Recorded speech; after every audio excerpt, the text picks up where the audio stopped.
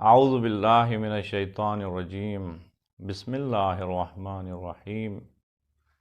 ہم جس کائنات میں، جس عالم میں زندگی گزارتے ہیں، اگر اس کی حقیقت کو جاننا چاہیں تو خداوند عالم نے اس کائنات کی حقیقت کو، اس عالم کی حقیقت کو قرآن مجید میں 4 جملوں میں بیان کیا۔ اگر ان 4 جملوں کے بارے میں ہمیں یقین حاصل ہو جائے، ان 4 جملوں کی حقیقت کو ہم پہچان لیں تو کبھی بھی ہم بے ہدف زندگی نہیں گزاریں گے، کبھی بھی بے مقصد زندگی نہیں گزاریں گے، ہدف کے ساتھ، مقصد کے ساتھ ہم زندگی گزاریں گے۔ وہ 4 جملے کیا ہیں؟ وہ 4 حقیقتیں خداوند عالم جو بیان کر رہا ہے، اس میں سے سب سے پہلی حقیقت یہ ہے کہ ان ربکم اللہ الذی خلق السماوات والارض فی 6 ایام ثم استوی علی العرش۔ بے شک آپ کا رب ہے جس نے اس زمین و آسمان کو 6 دنوں میں خلق کیا ہے۔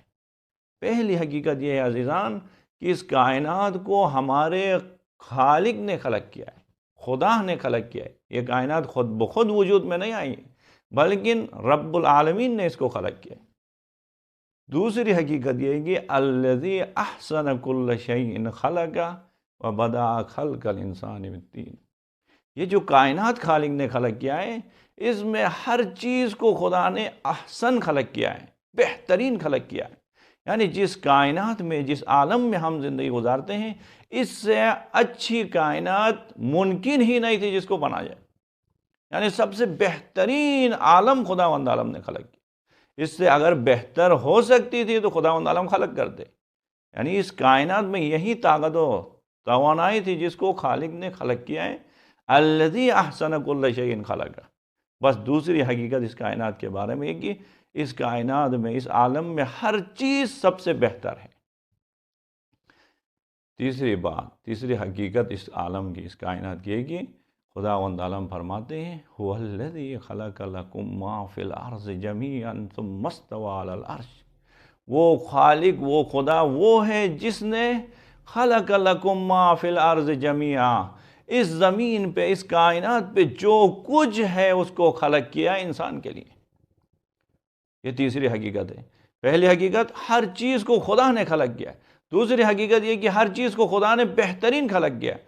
تیسری حقیقت یہ ہے کہ اس کائنات کو خدا نے انسان کے لیے خلق کیا۔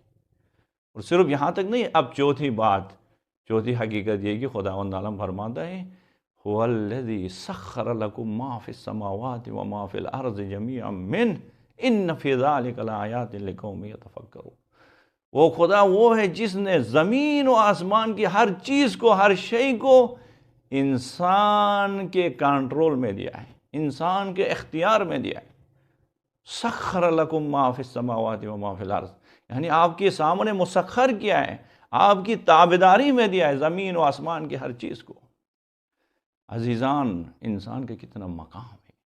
خالق نے پوری کائنات کو خلق کرنے کے بعد بڑے ناز سے کہا انسان ہم نے یہ صرف آپ کے لیے خلق کیا، صرف انسان کے لیے خلق کر کے نہیں چھوڑا بلکہ خدا نے اس کائنات کو حکم بھی دیا کہ انسان کے اختیار میں رہیں۔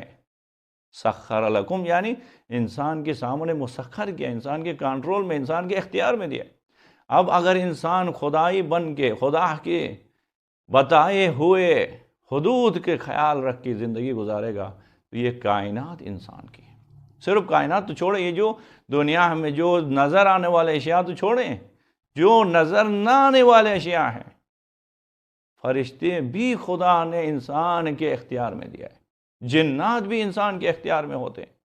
اسی لیے تو خداوند عالم سورہ احزاب میں ارشاد فرما رہے ہیں هو الذی یصلی علیکم وملائکتہ لیخرجکم من الظلمات الی النور۔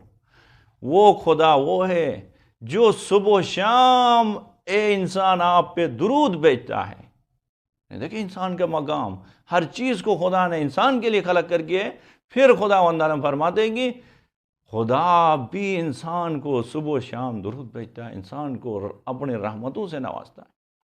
والذی یصلی علیکم وملائکتہ، اور خدا کے فرشتے بھی انسان پہ درود و سلام بھیجتے ہیں۔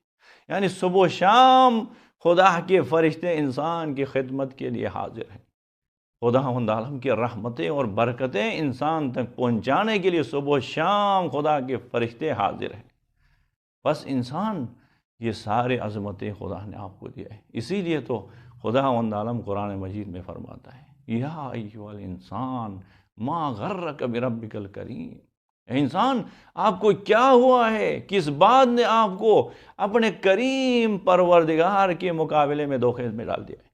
کس نے آپ کو دھوکہ دیا کہ اس کریم پروردگار کو آپ نے فراموش کر کے آپ دنیا کی جو پست چیزوں کے پیچھے لگے ہو؟